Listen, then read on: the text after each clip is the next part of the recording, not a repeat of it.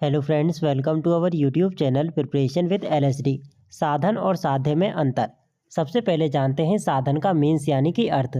साधन वे उपकरण, वस्तुएं, तरीके या प्रक्रियाएं हैं जिनका उपयोग हम अपने उद्देश्य यानी कि साध्य को प्राप्त करने के लिए करते हैं।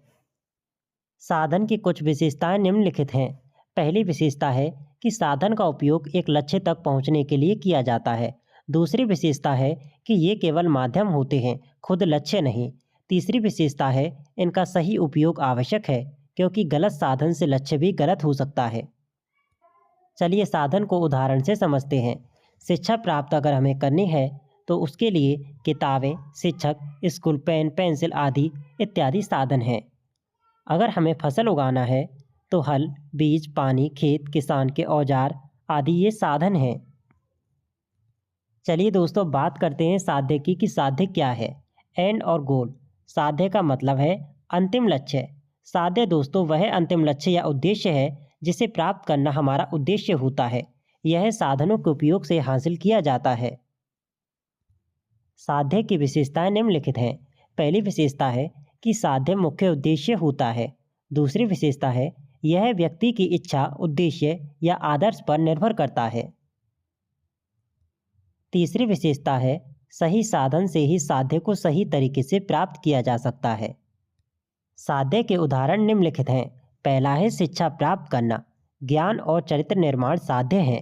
फसल उगाने की बात करें तो अच्छी उपज प्राप्त करना ही साध्य है, यानी कि हमारा अंतिम उद्देश्य है। अब बात आती है कि साधन और साध्य का संबंध क्या है। तो साधन और साध्य के संबंध को हम इस तरह से समझ सकते हैं।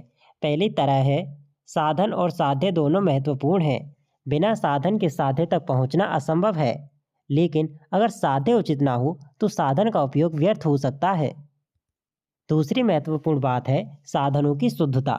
यह महत्वपूर्ण है कि साधन नैतिक और उचित हों। अच्छे साध्य के लिए बुरी साधन का उपयोग गलत है। उदाहरण के लिए चोरी करके दान करना गलत है। दोस्तों, दान करना हमारा उद्देश्य हो सकता है, हमारा साध्य हो सकता है, लेकिन यदि हम उस दान को चोरी करके करें तो ये साध्य गलत होता है। इसलिए हमें अच्छे साधन की जरूरत पड़ती है अच्छे साध्य के लिए।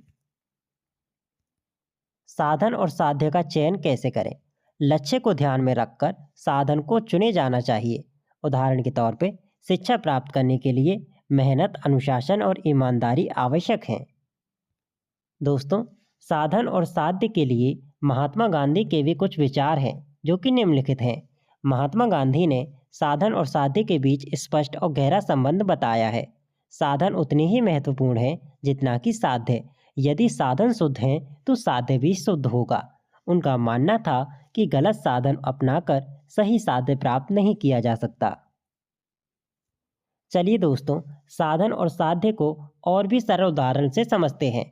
सबसे पहला उदाहरण है स्कूल की पढ़ाई से। साधन है किताबें, शिक्षक, स्कूल और मेहनत। साध्य यानी कि हमारा अंतिम उद्देश्य है अच्छे अंक प्राप्त करना और ज्ञान की प्राप्ति करना। तो यहाँ पे आप देख सकते हो कि साधन में तो हो गई किताबें, शिक्षक, स्कूल, मेहनत। इनके बिना हम साध्य को प्राप्त नहीं कर सकते। और हमारा उद्देश्य क्या है इन सब से? अच्छे अंक प्राप्त करना, ज्ञान की प्राप्ति करना। इन्हें समझने के लिए हमने दूसरा उदाहरण लिया है खेल का। खेल के लिए साधन तो होते हैं खेल का मैदान जहाँ पर हम खेलते हैं, और खेल के नियम और अभ्यास। और हमारा साध्य यानी कि अंतिम लक्ष्य होता है खेल को जीतना और फिट रहना। उसके बाद हमने सबसे सरल उदाहरणों में तीसरा उदाहरण लिया है पक्षियों को खाना देना।